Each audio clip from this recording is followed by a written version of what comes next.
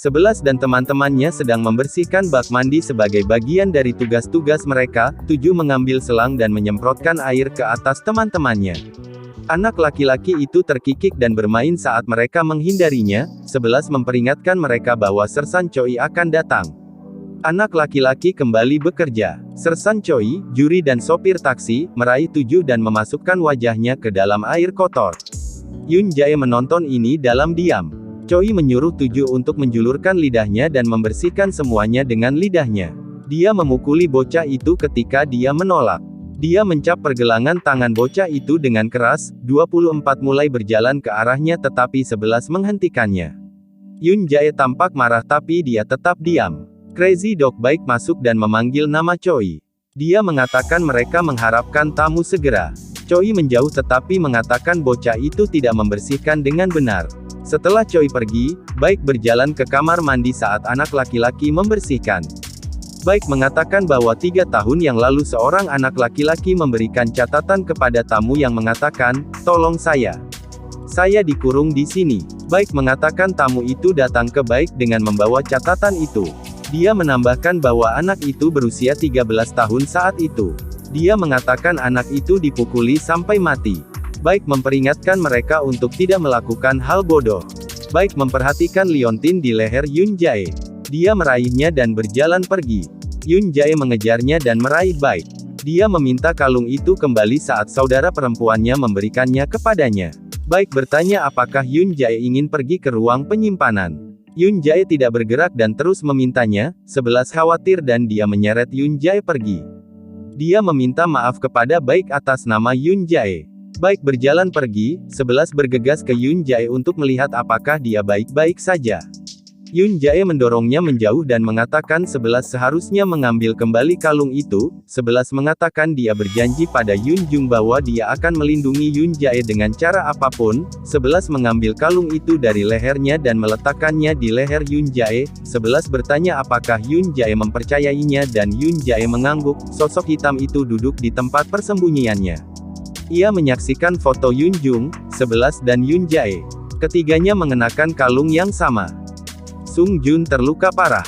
Dia terlatih-tatih ke sebuah kota dan melihat telepon berbayar. Di rumahnya, Engki membaca berita yang mengatakan Sung Jun adalah tersangka. Dia memperhatikan bahwa dia adalah putra Hakim Ryu. Tahun 10 lalu, Engki muda adalah terdakwa dan dia berteriak pada Hakim Ryu. Dia mengatakan teman sekelasnya menjebaknya sebagai pencuri dan menjejali lokernya dengan sampah. Dia bertanya mengapa dia dihukum ketika dia baru saja melakukan hal yang sama kepada teman sekelasnya. Hakim Ryu memberitahunya dan mengatakan dia seharusnya meminta bantuan orang dewasa daripada membakar kotoran anjing di wajah seseorang. Engki terkejut ketika Hakim Ryu meminta teman sekelasnya untuk meminta maaf. Setelah pengadilan, Engki bertemu Hakim Ryu. Dia mengatakan orang dewasa tidak pernah memberikan apapun secara gratis. Dia bertanya apakah dia menginginkannya. Dia bertanya di mana dia mempelajari sopan santunnya. Dia bertanya mengapa dia menyerahkan masa percobaannya. Hakim Ryu mengatakan sepanjang persidangan sepertinya dia menangis minta tolong. Dia memanggilnya anak nakal dan pergi. Saat ini, Sung Jun ingat baik menyebutkan bahwa Sung Jun adalah tersangka pembunuhan sekarang. Sung Jun menghubungi nomor Kim. Kim dan Kang berada di sebuah tiang pancang di luar rumah Sung Jun. Mereka melihat Sung Hun berjalan keluar dan mereka mengikutinya dengan berjalan kaki. Kim meninggalkan ponselnya di dalam mobil. Saat telepon Kim tidak terjawab, Sung Jun mengingat tawaran Engki untuk membantunya kapan saja. Sung Jun memanggil Engki. Engki mengangkat teleponnya dan dia meminta bantuannya. Dia menyuruhnya untuk menemukan telepon berbayar secara online menggunakan nomor tersebut dan datang menjemputnya. Dia memintanya untuk datang sendiri. Engki pergi ke lokasi dan terkejut menemukan bilik telepon kosong dan berdarah. Dia menemukan Sung Jun di bawah selimut di pinggir jalan. Dia mengatakan padanya bahwa dia pikir dia tidak akan datang. Engki membantu Sung Jun masuk ke dalam mobil. Lalu, mobil Baik melaju ke bilik telepon. Sung Jun khawatir melihat ini. Baik melihat bilik telepon kosong dan melihat mobil Engki. Dia naik ke sana dan melihat bahwa itu adalah mobil pusat anak komunitas Muyong. Dia menemukan seseorang di kursi belakang tertutup selimut. Dia menarik selimut dan Engki bertindak mabuk. Eng-ki berbicara dengan cara yang cadel dan bertanya kepada Baik apakah dia adalah pengemudi yang ditunjuk. Baik berjalan pergi. Setelah Baik pergi, Eng-ki berjalan ke sisi jalan di mana dia menyembunyikan Sung Jun. Kembali ke rumah, Na memberi tahu Hakim Ryu bahwa presiden mungkin ingin dia mundur sendirian. Na bertanya-tanya apakah itu pasti benar dan kemudian menepis pikiran itu. Hakim Ryu mengatakan Sung Hun akan menghadapi kritik karena memutuskan terhadap Jung Men-chul. Keesokan harinya ada protes yang menuntut pengunduran diri Sung Hun saat dia menghukum seorang pria yang tidak bersalah dan mendukung saudaranya. Ketua hakim meminta Sung Hun untuk istirahat sampai keadaan menjadi dingin. Sementara itu, Yom sangat marah dengan Baik karena membiarkan Sung Jun liburan. Baik mengatakan dia tidak akan pergi jauh tanpa bantuan. Dia bertanya kepada Yom siapa yang akan dihubungi Sung Jun. Yom memberi tahu Baik untuk tidak memperburuk keadaan dan menyuruhnya untuk bersiaga sampai Sung Jun muncul kembali.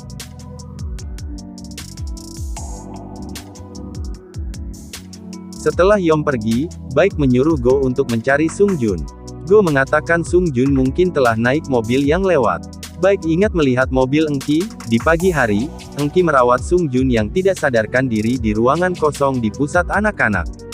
Sung Jun bangun sejenak dan melihat Eng-ki merawatnya. Dia menutup matanya dan kembali tidur. Sung Hun pergi ke kantornya dan menemukan sebuah kotak dari Jung Men-chul. Sung Hun membuka kotak itu dan menemukan pisau di dalamnya dengan catatan tertulis darah. Catatan itu berbunyi, pembunuh yang membuat orang yang tidak bersalah. Eng-ki masuk ke restoran Charles dan menemukan juri Kang berbicara dengan paranormal Kwon. Juri Bae dan Jung juga hadir. Dia bertanya kepada mereka apakah mereka telah mendengar sesuatu tentang Sung Jun. Charles mengatakan bahwa Sung Jun masih buron. Kang bertanya-tanya apakah para detektif menyembunyikan milik mereka sendiri. Charles meyakinkan mereka bahwa mereka tidak. Jung mengatakan dia pikir Sung Jun tidak bersalah. Dia mengatakan seorang pembunuh berantai tidak akan mempertaruhkan nyawanya untuk menyelamatkan seorang sandera. Kwon mengatakan Sung Jun takut pada anjing karena dia melihat masa kecilnya ketika dia mengunjunginya. Dia menolak untuk mengatakan lebih banyak. Di kantor polisi, detektif Kang memberi pengarahan kepada tim polisi. Dia menunjukkan rekaman CCTV Sung Jun sedang menuju dari rumah sakit ke rumah Jung Men-chul. Dia mengatakan setelah membunuh keluarga Jung, Sung Jun menuju jalan sejauh 10 km dan membuang mobilnya. Dia mengatakan mereka tidak menemukan jejak dirinya di daerah itu. Anggota tim lainnya merasa ini sulit dipercaya. Kang mengatakan Sung Jun menjebak Jung atas pembunuhan itu dan membunuhnya untuk menghindari masalah di masa depan karena Jung adalah saksi mata. Kang menambahkan bahwa mereka sedang mengawasi keluarga Sung Jun. Eng-ki kembali ke Children's Center. Sung Jun bangun dan menemukan bahwa dia diikat ke tempat tidur. Dia mengatakan dia harus berhati-hati karena dia mungkin seorang pembunuh. Dia bertanya mengapa dia membawa sushi untuk seorang pembunuh. Dia mengatakan itu adalah bentuk penyiksaan. Dia mengatakan dia tidak akan memberinya makanan jika dia tidak menceritakan apa yang terjadi pada hari sebelumnya. Dia memintanya untuk melepaskan ikatannya dan dia mengatakan dia tidak tahu apa yang sedang terjadi. Eng-ki melepaskannya. Dia mengatakan dia telah memutuskan untuk mempercayainya karena dia menyelamatkan hidupnya dan juga dia adalah putra Hakim Ryu. Dia bilang dia adalah hakim yang memarahi. Sung Jun melihat berita itu di ponselnya dan terkejut melihat berita tentang dia sebagai tersangka pembunuhan. Di restoran Insung, Kim Suk-hee menyajikan makanan untuk para detektif. Dia melihat mereka tidak memiliki nafsu makan. Mereka bertanya apakah Sung Jun menghubunginya. Dia mengatakan dia tidak akan memberi tahu mereka jika dia melakukannya. Kang mengatakan dia akan mendapat masalah karena menyembunyikan seorang penjahat. Suk-hee menyuruhnya melakukan apa yang dia inginkan. Dia mengambil makanan darinya dengan mengatakan dia tidak pantas makan. Kang bangun untuk pergi tapi Oh memberinya beberapa makanannya. Dia mengatakan Kang harus makan untuk bisa pergi ke stakeout. Kang menyuruh mereka untuk berhati-hati karena semua bukti mengarah ke Sung Jun. Oh kehilangan kesabaran dan menyuruh Kang makan. Saat itu, Kim menerima telepon dan dia bingung saat dia memotong panggilan.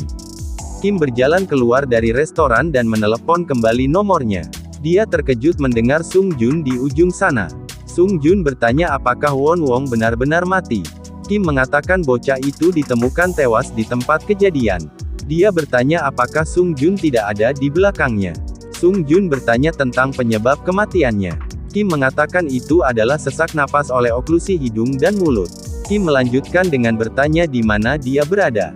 Dia mengatakan Kang selalu bersama mereka tetapi dia akan mencoba untuk melarikan diri. Kim tidak memperhatikan Kang muncul di belakangnya. Kang meraih telepon tetapi Sung Jun menutup telepon. Kim memberi tahu Kang bahwa itu adalah pacarnya.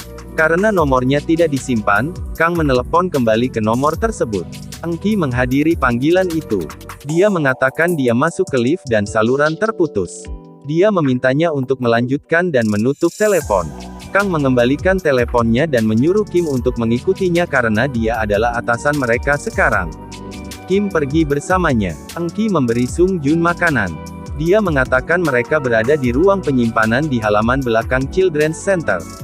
Dia mengatakan kepadanya bahwa tidak ada yang datang ke sini tetapi menyuruhnya untuk menghindari pergi keluar.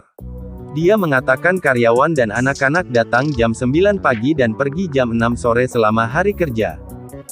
Dia bertanya apakah dia tinggal di sini. Dia mengatakan dia tinggal di sini sejak kejadian itu saat dia pindah dari kamar atapnya. Dia meminta maaf padanya dan mengatakan dia akan membalasnya setelah dia membersihkan namanya. Dia mengatakan dia lega mendengar bahwa dia telah dijebak. Dia bertanya apakah dia pikir dia satu-satunya yang akan membantunya. Ego Sung Jun terpukul saat dia mengatakan dia memiliki kartunya di sakunya dan dia tidak dapat mengingat nomor siapapun. Dia tersenyum dan dia melepaskannya. Dia menyuruhnya makan dan berjanji untuk kembali di malam hari. Saat dia bangun untuk pergi, dia memintanya untuk melepas pakaiannya sehingga dia bisa mencucinya. Dia membuang muka saat dia menyerahkan t-shirtnya. Dia berjalan pergi. Sung Jun ingat bahwa putra Jung, Won Won, masih hidup ketika dia meninggalkan motel. Dia bertanya-tanya apa yang terjadi. Di sebuah restoran, Kang dan Kim sedang menonton Sung Hun berbicara dengan pemeriksa medis. Dia mengatakan dia tidak seharusnya melakukan ini. Dia bilang dia akan pergi jika dia tidak mau. Dia mengatakan dia berbeda dari Sung Jun dan mengatakan dia akan membuat pengecualian. Dia memberinya laporan otopsi tentang istri Jung Men Chun. Dia mengatakan sidik jari Sung Jun ditemukan di seluruh senjata pembunuh dan rambutnya ditemukan di pakaian anak itu. Sung Hun mengatakan rambut bukanlah bukti langsung. Dia mengatakan mereka mencoba menenggelamkan bocah itu ke dalam air tetapi gagal dan akhirnya mencekiknya dengan menggunakan bantal. Dia mengatakan Sung Jun tidak secerdas Sung Hun tetapi dia bukan idiot untuk meninggalkan sidik jari dan rambut di TKP. Dia mengatakan mereka menemukan tombol dengan sidik jari Sung Jun di TKP. Sung Hun ingat melihat kancing di mantel Sung Jun dan dia telah meminta beberapa utas kepada Sung Jun. Kemudian, Sung Hun kembali ke atap rumah sakit. Dia memvisualisasikan kancing Sung Jun robek saat dia mencoba mendorong Jung dari atap.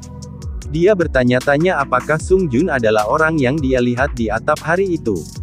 Sementara itu, Engki kembali ke ruang penyimpanan. Sung Jun mengalami mimpi buruk dan bergumam dalam tidurnya.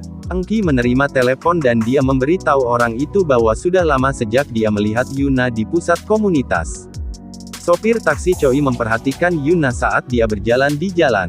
Dia mengenali gadis yang duduk di belakang pengendara sepeda motor yang memotongnya ketika dia mengendarai juri pulang. Yuna memanggil taksi dan Choi menghampirinya. Dia akan masuk ketika Engki menyusulnya. Wanita lain masuk ke taksi Choi. Yuna kesal dan dia mendorong Engki sebelum melarikan diri. Engki mengejar Yuna. Yuna jatuh dan mematahkan sepatunya saat berlari. Engki mengatakan Yuna akan diskors jika dia melewatkan ujiannya lagi. Yuna mengatakan dia tidak takut pada apapun. Dia memberitahu Engki untuk keluar dan mengatakan bahwa Engki hanyalah seorang pekerja sosial. Engki mengatakan hal yang menakutkan itu bukanlah pengusiran.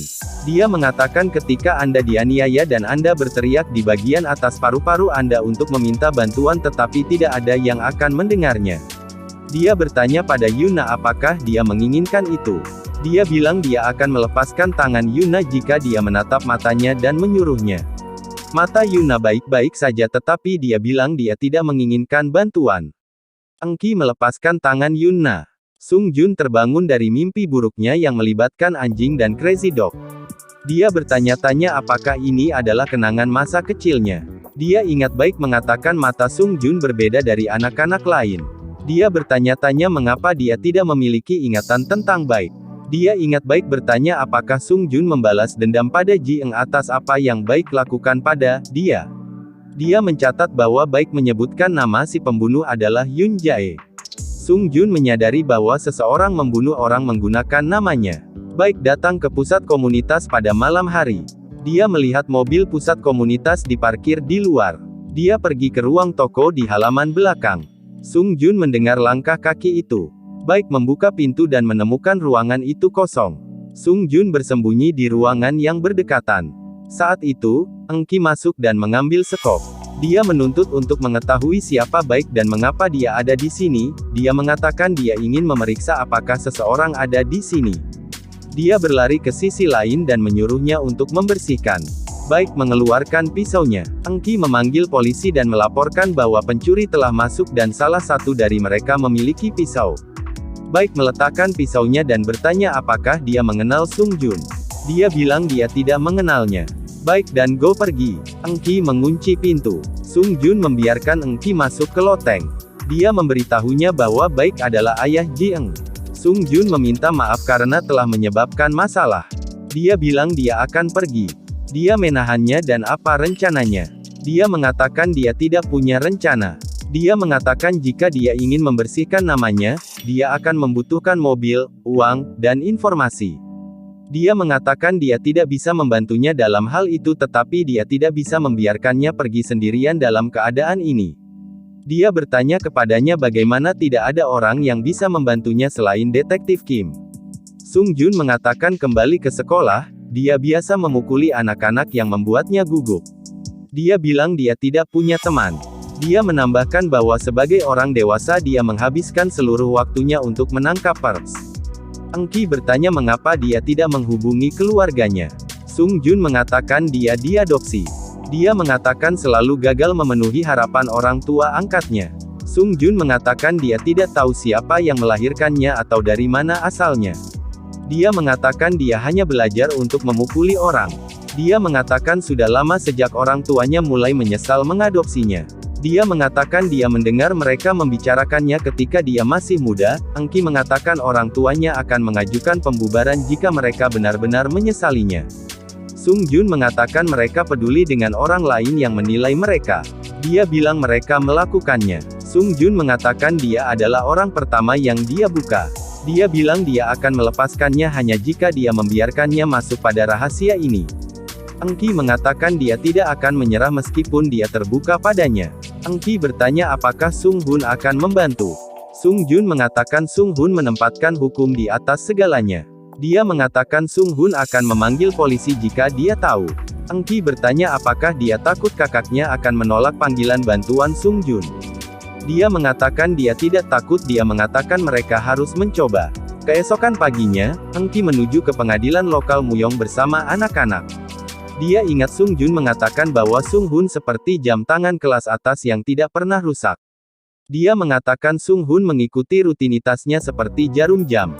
Dia mengatakan Sung Hun mengambil makan siangnya antara pukul 12.30 hingga pukul 12.40 malam.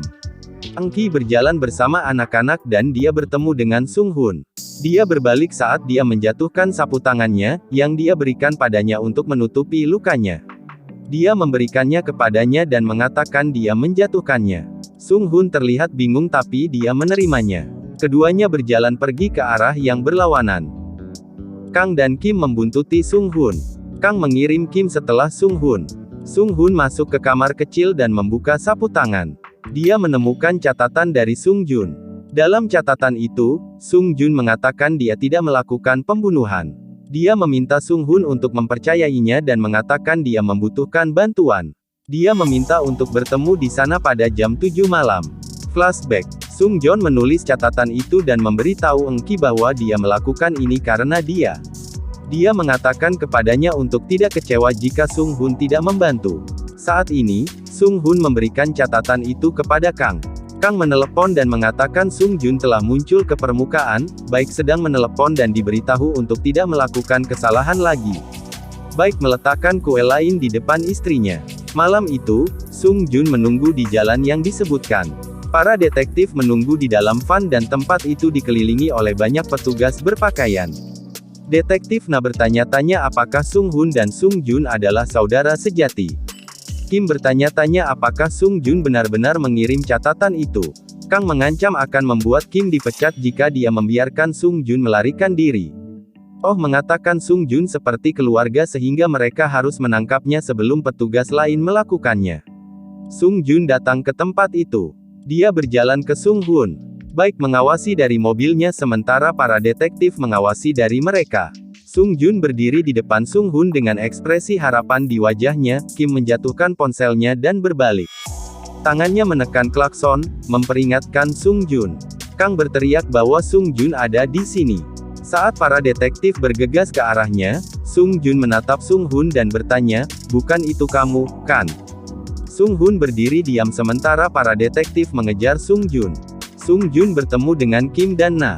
Dia menyadari bahwa mereka tidak akan menangkapnya saat mereka berdiri diam. Dia melarikan diri. Dia bertemu dengan Kang tetapi seseorang memercikkan air padanya dan Sung Jun melarikan diri. Sung Jun bertemu dengan anak buah Baik. Dia melarikan diri saat mereka mengejarnya. Go mengejarnya tetapi Sung Jun berhasil membuat anak buah Baik terpeleset. Sung Jun kembali ke loteng di pusat anak-anak. Dia kesal. Engki berjalan ke arahnya dan dia bilang dia benar tentang saudaranya. Engki mengatakan dia tidak setuju dengannya tentang hal itu. Sung Jun melihat melewatinya saat Sung Hoon berjalan ke loteng dan berdiri di depannya. Air mata mengalir di mata Sung Jun saat dia melihat Sung Hoon berdiri di hadapannya.